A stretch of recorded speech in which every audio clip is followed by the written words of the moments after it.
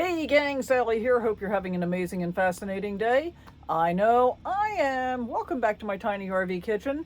We're doing another chaffle recipe today.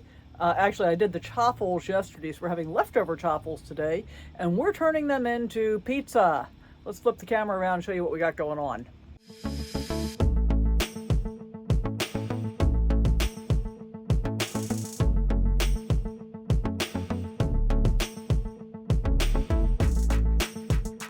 Chaffles are these. These chaffles, and I didn't record it, I made with canned chicken, raw egg, and some cheese, shredded mozzarella, not a whole lot of cheese.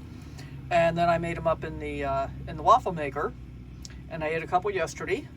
And that recipe, using a big can of chicken, made 8 chaffles. So I still have 3 more left over. We're going to let these heat up for just a minute, and then we're going to start putting our toppings on. So I have found for this kind of thing, it actually works better to use a lid. So I'm just going to let that go for a minute. And then for toppings, see, here's the rest of my leftover chaffles in the snowflake shape.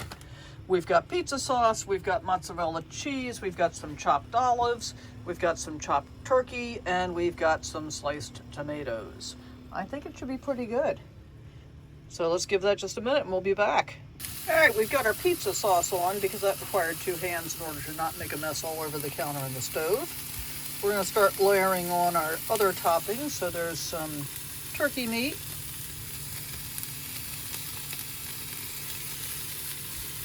Now, turkey wouldn't be my first go-to, especially with chicken chaffles, but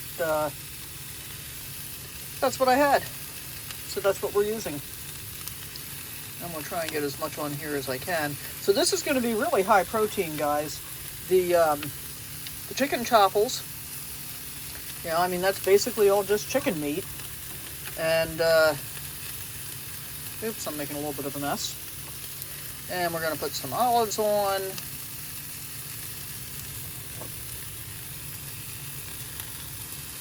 Not next.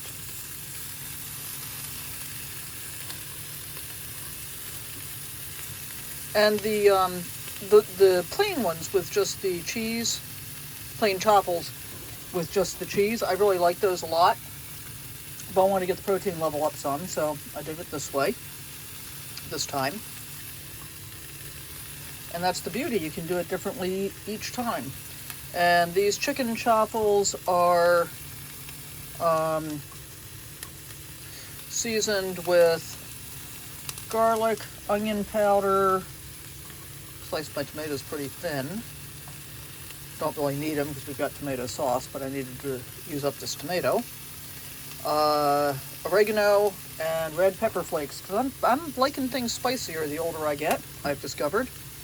All right, I think I might need 2 hands to get the cheese open. Let's see if I can do this one-handed.